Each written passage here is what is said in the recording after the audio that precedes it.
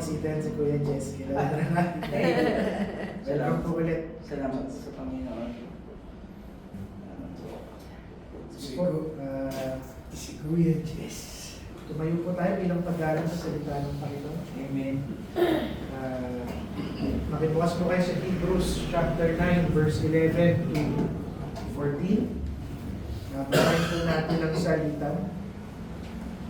Sabi po dito, but Christ being come and high priest of good things to come by a greater and more perfect tabernacle, not made with hands, that is to say, not of this building. Neither by the blood of goats and calves, but by his own blood he entered in once into the holy place, having obtained eternal redemption for us. For the blood of bulls and goats and the ashes of an heifer sprinkling the unclean sanctifieth to the purifying of the flesh. How much more shall the blood of Christ, who through the eternal Spirit offered himself without spot to God, purge your conscience from dead works to serve the living God. Let's pray. Lord, salamat po sa araw na ito. Sa pag-aaral namin, Panginoon, ang iyong salita, nawa ay matagpuan namin ang iyong grasya. Makita namin, Panginoon, ang kasapatan niyo sa buhay namin, Panginoon. Dalangin namin ang tunay na pagtanggap, Panginoon, ng aming mga kapatid na nandito at nakikinig, Panginoon. Makita ng bawat isa na hindi ang aming kabutihan ang magliligtas, kundi ang kasapatan ng iyong kamatayan, Panginoon. Salamat po sa lahat ng biyaya ay magpatawad sa aming mga kasalanan. Nawa kayo lamang po ang mataas at mahayag sa araw na ito. Ito lamang ang aming dalangin sa pangalan ng aming Panginoon sa Kristo. Amen. Ako muna po ang lahat.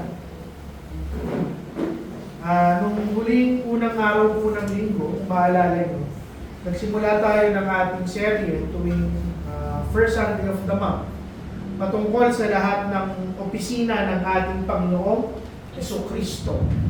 Last first Sunday, inaral natin, Christ as the perfect, no?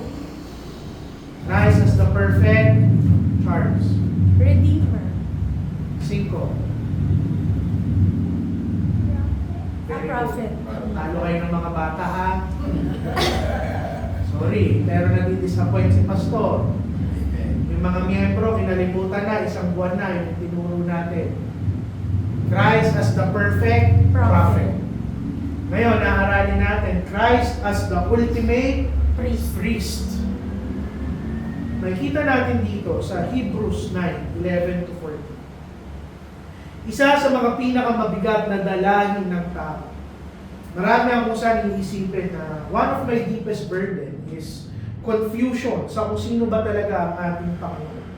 But I believe that is not the greatest burden. Your greatest need, your greatest burden ay yung guilt ng sarili mong kasalanan sa harap ng ating Panginoon. Amen. Yung kahihiyan ng ating mga kasalanan. Dala-dala natin yung bigat ng ating kasalanan. Dala-dala natin, papatay ko na lamang po, dala-dala natin yung awareness ng isang bagay na kung saan alam mong humahad lang sa iyo at sa isang banal na Diyos. At ito yung katotohanan. Yung kaalaman mo sa kanyang salita, it cannot save you.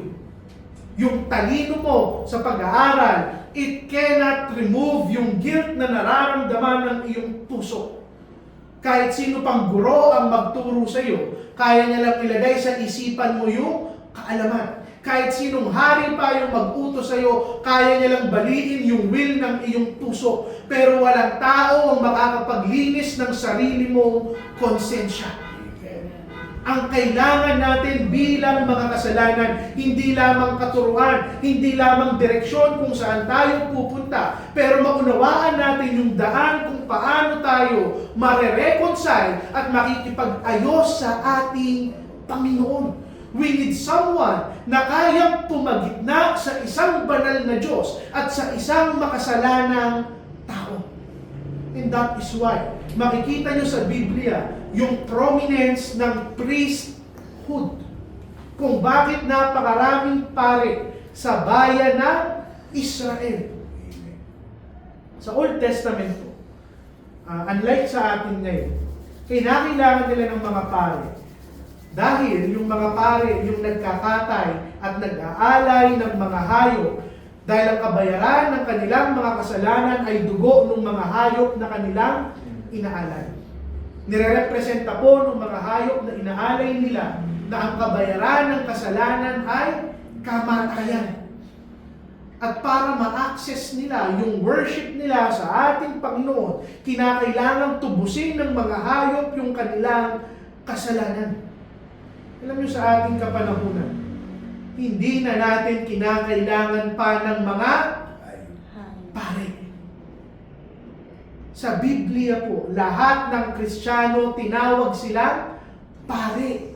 We are of a different priesthood. Kung bakit kaya mong dumirekta sa ating Panginoon, pumikit at manalangin, dahil isa ka ng pare, dahil tinubos ka ng ating Panginoong Hesukristo. At kung titignan nyo, yung Old Testament priest, yung mga nag-aalay ng hayop ng kanilang kapanahunan, sila mismo ay mga makasalanan. Kinakailangan nilang mag-alay muna sa kanilang sarili bago sila mag-alay ng hayop para sa ibang tao. And now, Hebrews is declaring that Jesus Christ is not like any other priest. Hindi siya katulad ng mga pare sa Old Testament. Wala siyang kasalanan, sapat ang kanyang alay, at tinapos niya na ang daan ng kaligtasan.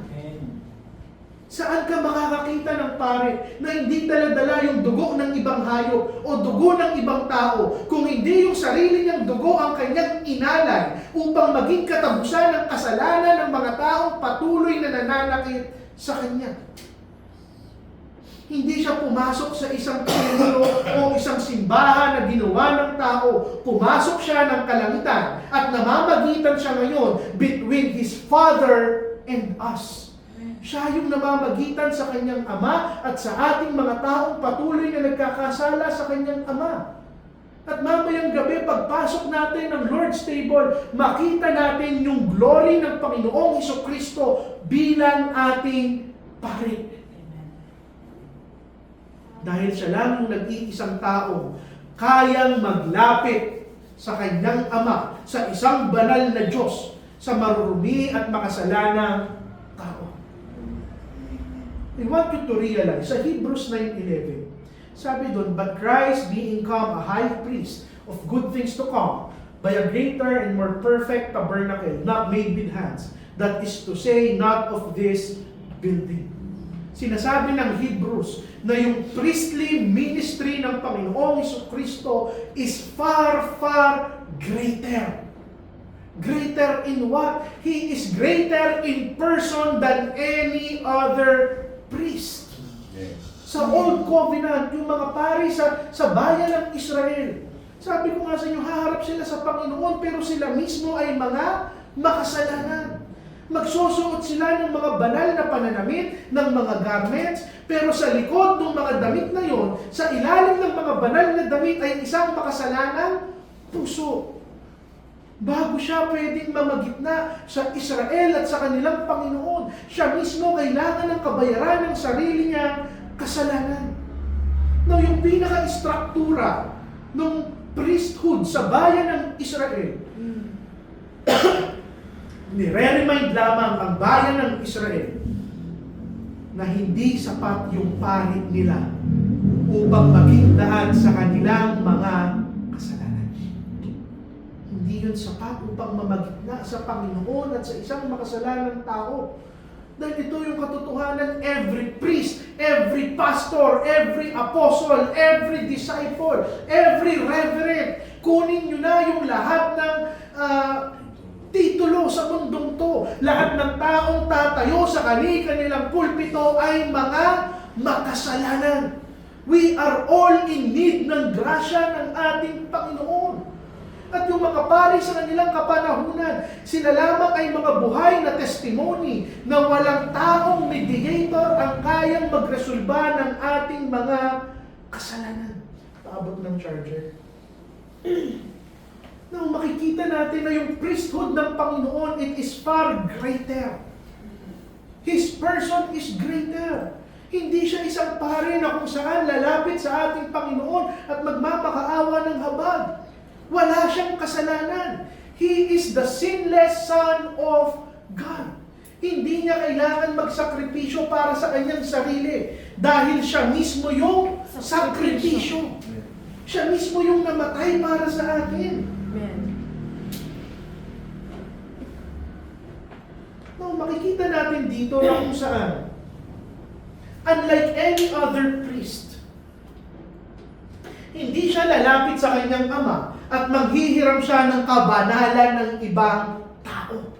Siya mismo ang panuntunan ng kabanalan. Ipinapakita nga yung pagiging pare niya, yung pagiging priest. Pag sinabi po kasi natin pare, hindi ito yung nakasanayan natin na pagpare ka, ikaw yung nagtuturo sa simbahan, Katoliko. Sa Israel, hindi sila mga Katoliko, pero meron silang mga pare. Dahil pag inaral niyo po yung ibig sabihin ng pare, yung taong namamagitan sa Diyos at sa mga tao. Yun lang po ang ibig sabihin ng pare. Pero tinuturo ng Biblia sa atin, the only priest that we need is Christ. Amen. Bakit? Siya lang yung tanging priest na may moral purity, may spiritual authority. Walang ibang tao pwedeng mag-possess ng kagitingan ng ating Panginoong Hesukristo. Siya lang yung tao, siya lang yung pare na kung saan nire-representa tayo sa trono ng kanyang Ama, pero hindi siya nakikibahagi sa sarili nating mga kasalanan. Nandun siya at nananalangin para sa atin.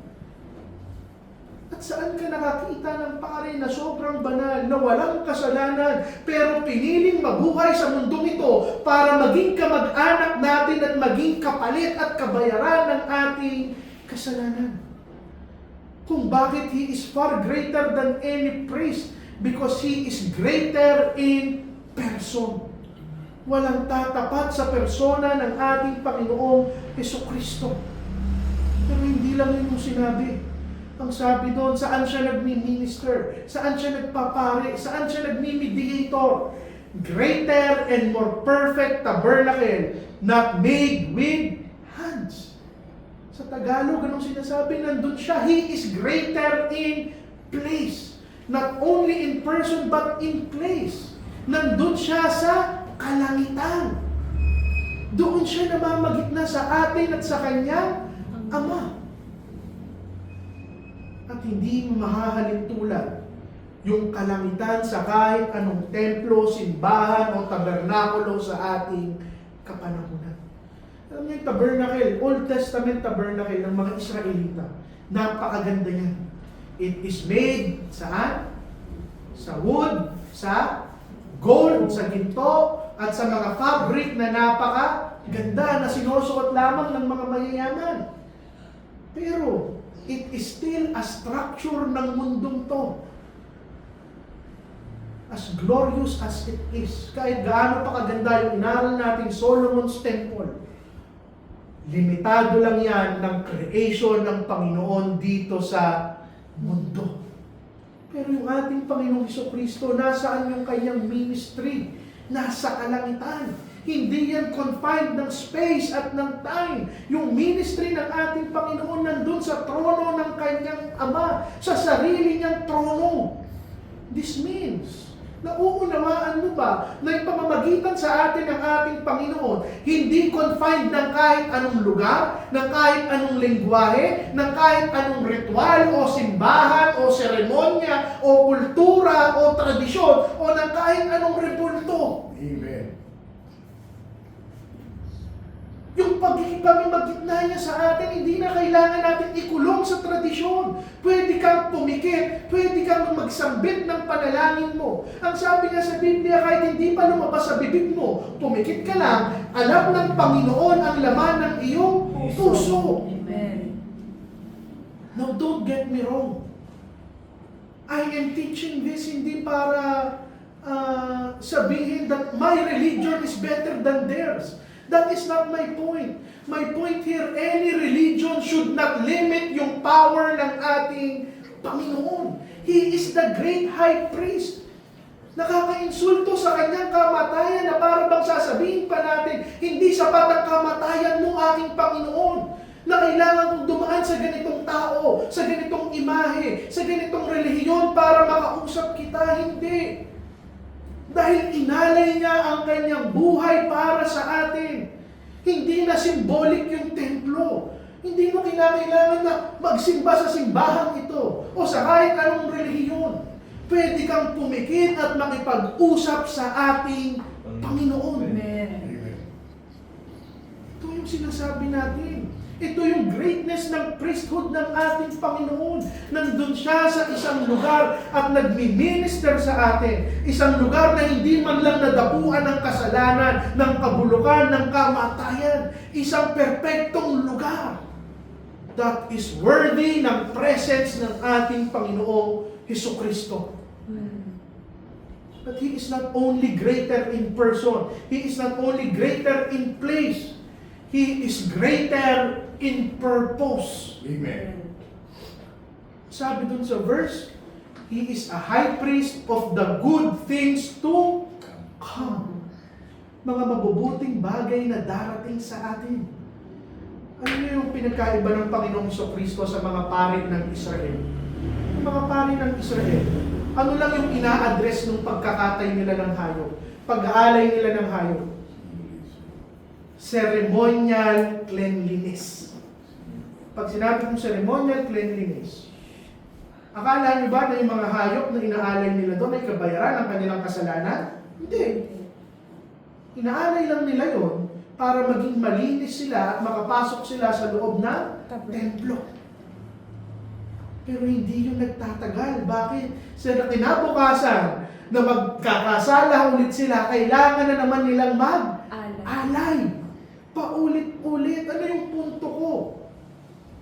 Nililinis lang sila ng alay nilang hayop externally para lang sila makapagseremonya, makapagsimba, makapasok sa tabernakulo. Pero hindi nun binabago ang kanilang mga puso.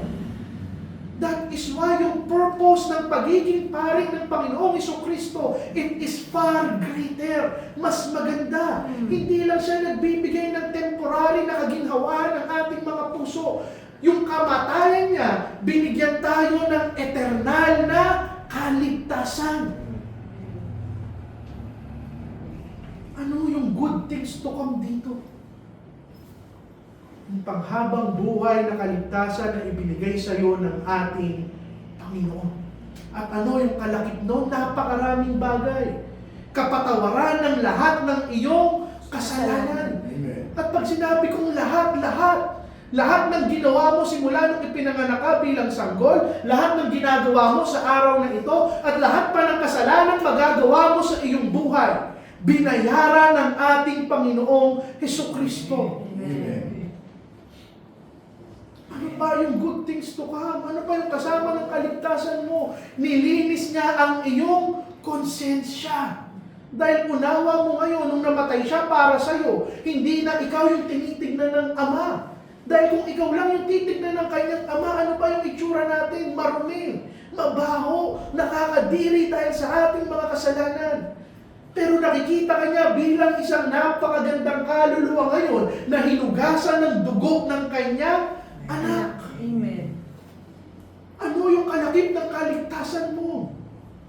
Pinagkasundo ka ng Panginoong Hesukristo sa kanyang Ama. And you now have access to the throne of God.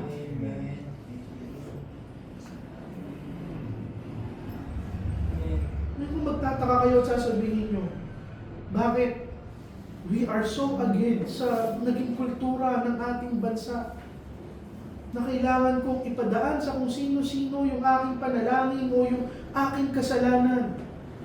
Dahil ayaw namin pababawin yung ginawa ng Panginoong Hesukristo. I don't need any other priest. My priest is Christ.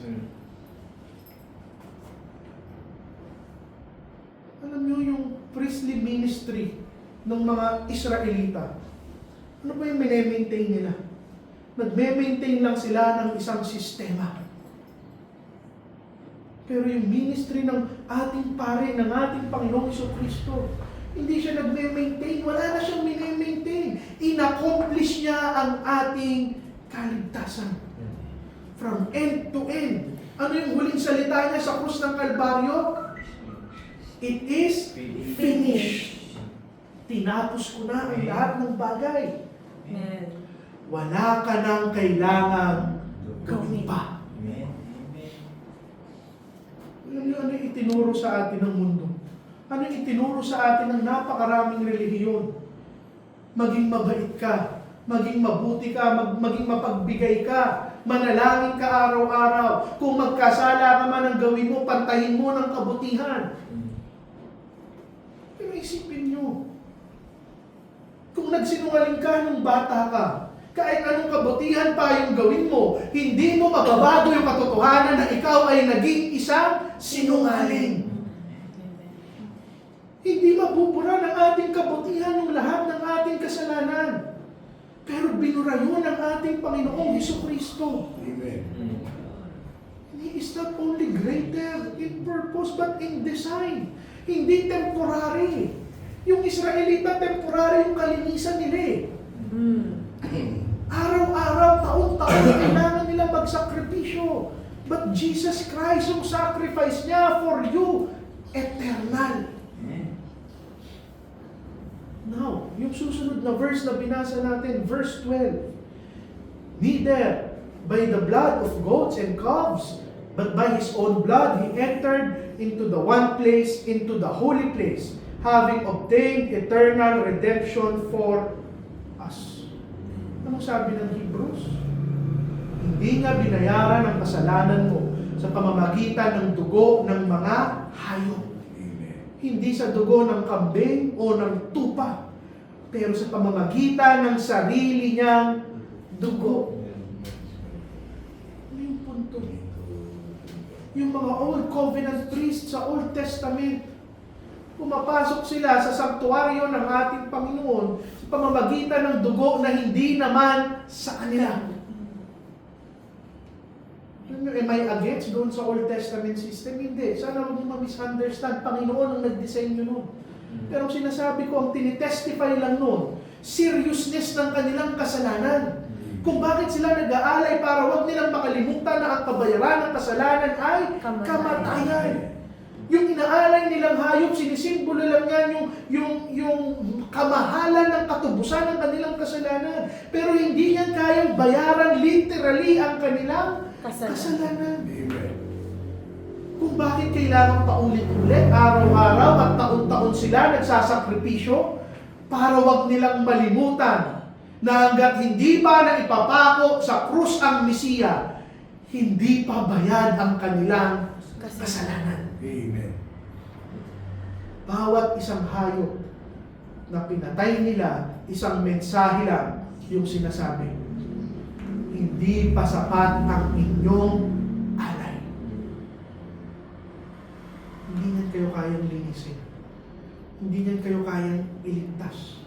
Pwede niyo yung gawing ritual para linisin kayo at makapasok kayo sa tabernakulo, pero hindi niyan lilinisin ang puso at kaluluwa niyo. Ano lang yung ginawa ng Panginoon? He trained Israel to see yung bigat ng kanilang kasalanan. Para antayin nila yung pangako ng Panginoon na anak ni David. Pero paano tayo binayaran ng Panginoon? Paano siya naging pari para sa atin? Hindi sa dugo ng hayop, kung hindi sarili niyang dugo. Saan ka makakakita ng pari na nabuhay sa mundong to at sasabihin ako ang mamamatay para sa iyong kasalanan? Wala. At kahit ako bilang pastor, sabihin ko mamamatay ako para sa inyo, kahit ilang libong ulit akong mamatay, hindi sapat ang dugo ko at buhay ko upang maging kabayaran ng inyong kasalanan. Amen. Amen. Hindi sapat yung dugo ng mga taong nagpapahalo sa likod nila, ng mga nagpapapako sa krus, ng mga naglalakad ng nakaluhod. Hindi sapat yung dugo nila. Hindi yun yung gusto makita ng ating Panginoon. Ang gusto niyang makita, dumepende tayo sa Kanyang alay. Amen. At ito ay nakakapagtaka sa ating mundo. ba mas mahirap yung utos ng iba? Na gawin mo to, gawin mo yan. Samantalang ang utos lang ng Panginoon, manampalataya ka na sapat ang aking kamatayan. Ano ang mahirap doon? I will tell you kung ano yung mahirap doon. Mahirap tanggapin na wala tayong parte sa ating kaligtasan. Ang gusto ng tao, may parte ako. Mapupunta ako sa langit dahil ganito ako. Dahil ito yung narating ko, dahil ito yung nagawa ko, dahil ito yung kabutihan ko, dahil ito yung panalangin ko. Ayaw tanggapin ng tao na mapupunta ako sa langit dahil namatay siya para sa akin.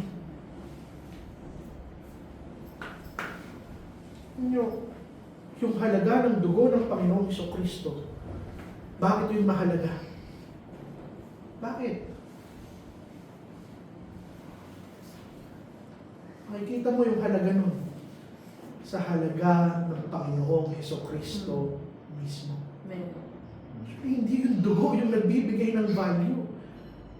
Christ's person yung nagbibigay ng value sa kanyang dugo. Dahil siya lang yung nag-iisang nabuhay sa mundong to na walang kasalanan. Walang karumihan yung dugo niya, katanggap-tanggap sa kanyang Ama. Infinite yung value ng kanyang dugo.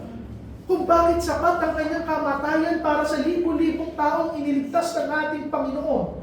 Dahil infinite yung value ng isang dugong kailanman hindi nagkasala. Amen. Ano yung punto ko? And I challenge everyone who says that he or she is a Christian. Binayaran ka ng dugo ng ating Panginoon.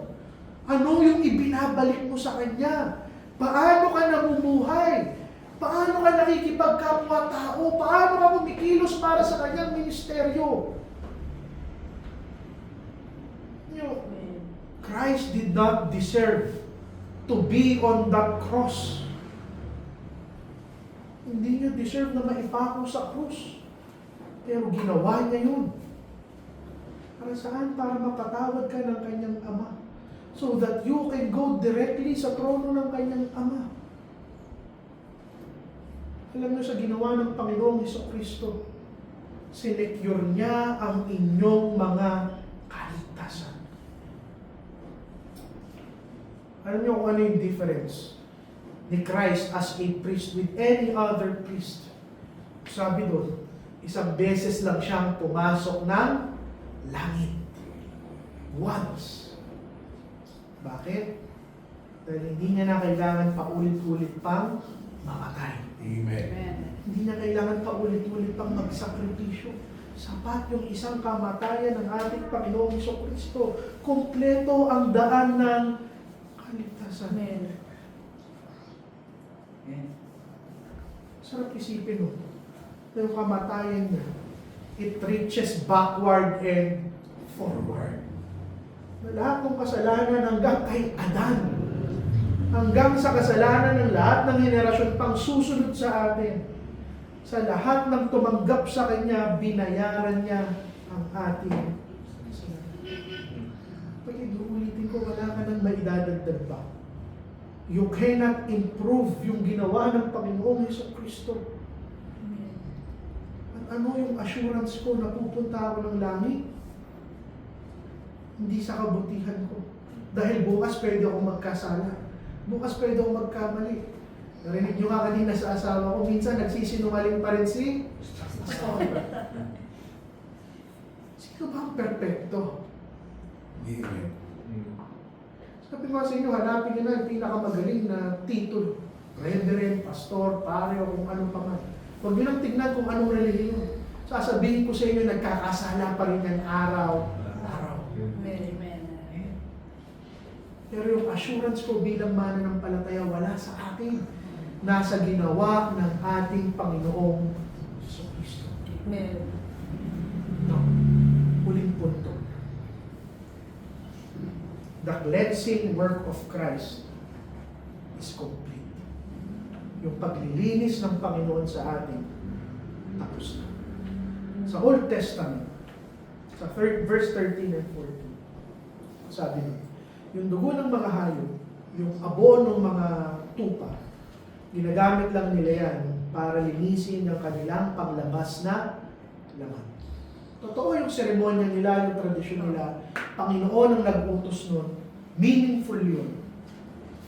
Pero that is just external cleanliness. Hindi niyan kayang linisin yung pinakamalalim na problema ng ating kaluluwa. Yung limitation ng Old Testament. Nakikita natin ako sa ituturo lang yan na marumi ang kasalanan. Binibigyan lang sila ng access na malinis yung pang-araw-araw nilang kasalanan. At tinuturuan lang sila na may kabayaran ang kasalanan. Pero kailanman hindi yun magiging sapat. Ano yung punto? Whatever you do in this world, it will never be sufficient. Magiging practical ako. Sigurado ako na tanong na to ng bawat isa sa kanilang buhay. Panginoon, naging mabuting anak naman ako. O kaya naging mabuting magulang naman ako. Naging mabuting asawa ako, naging mabuting estudyante ako, naging mabuti akong tao. Pero bakit nararamdaman ko pa rin yung kakulangan sa aking buhay? Hindi kakulangan financial, hindi kakulangan material. Ramdam natin yun at hindi nyo maitatanggi yun sa akin. Dumarating tayo sa punto ng buhay natin, bakit may kulang? Ano yung kulang? Ano yung buta sa puso ko na hindi ko mapunan? It is because any other type of sacrifice is not enough. Amen. Our good works will never be enough. Our goodness will never be enough. Dugo ng Panginoong Hesukristo ang kinakailangan natin.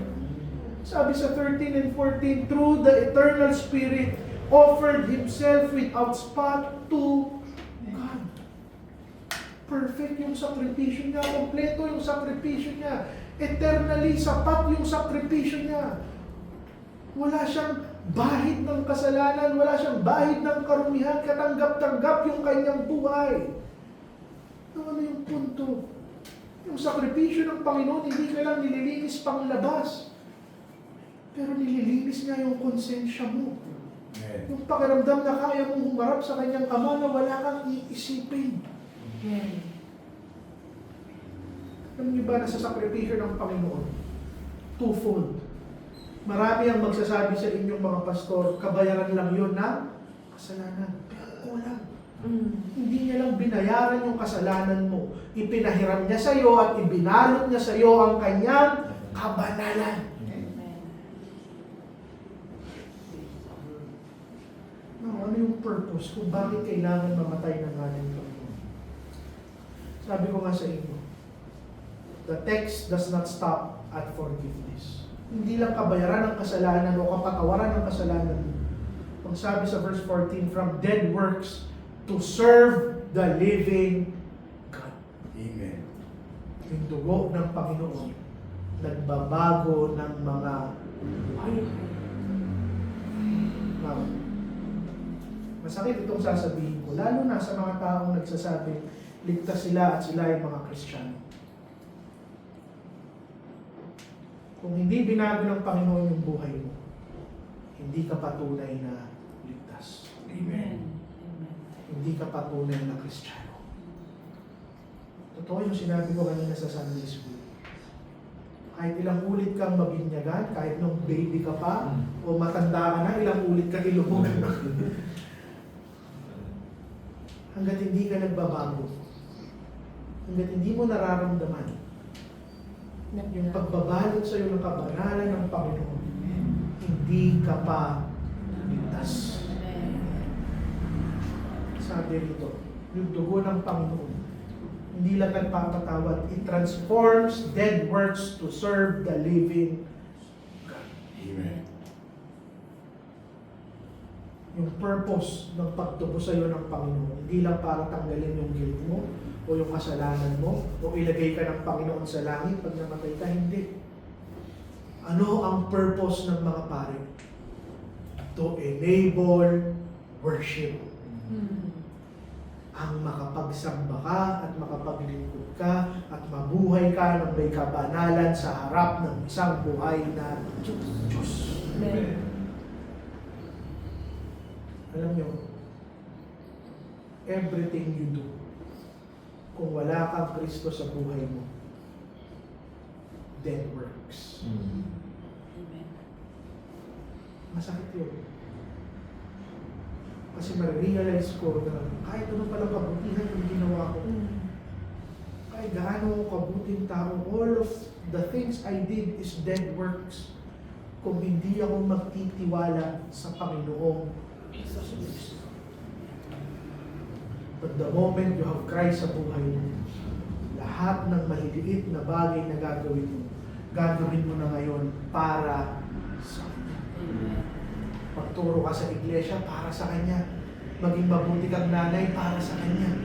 Maging mabuti kang asawa, para sa Kanya. Maging mabait ka sa kapitbahay mo, para sa Kanya. Magtrabaho ka ng matino para sa amo mo, para sa Kanya. Amen. Mag-aral ka para sa Kanya. Kapatid, yung tunay na kaligtasan, it leads to true service and worship. Amen. Bilang pagtatapos.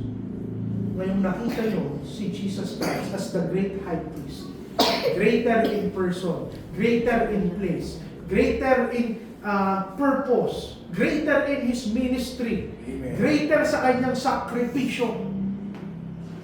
You have no reason not to trust Christ. Amen. Amen. Huwag sana kayo lumabas sa iglesia nito na hindi nyo ibinibigay ang tiwala nyo sa ginawa ng ating Panginoon. You don't have to profess. Hindi ko rin kayo tatawagin dito sa harap para manalangin at pilitin kayo, no? Maging mataimtim sa puso ng bawat isa. Si Kristo ang aking tagapagligtas. Amen. Siya lang ang aking pare. Siya lang ang katubusan ng aking kasalanan. Siya lang ang mananalangin para sa akin. Amen.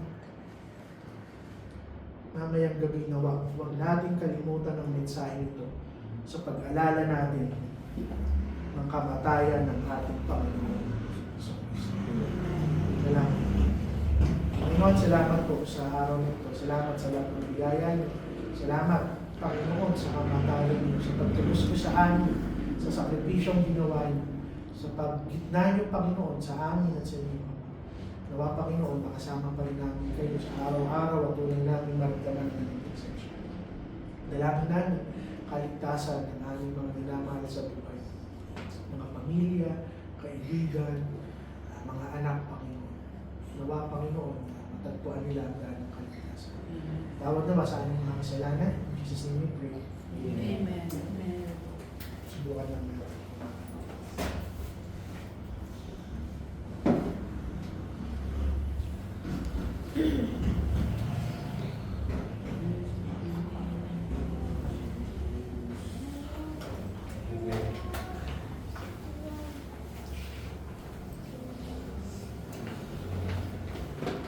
Sige po, iniling ko po na tumayo po tayong lahat at umawit. Awitin po natin ang ano ba, Are You One? O ano pa sa Are You One?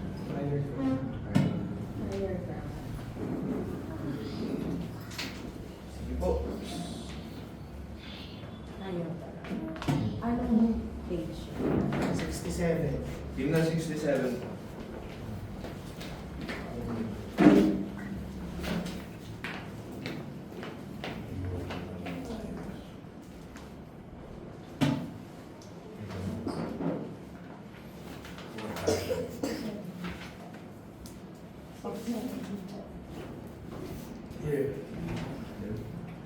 Sige po. Higher ground, Himlan 67. Nandiyan na po ba ang lahat? Sabay-sabay po natin awitin. Higher ground, ready, sing. I'm resting on the upward way. You lights my way.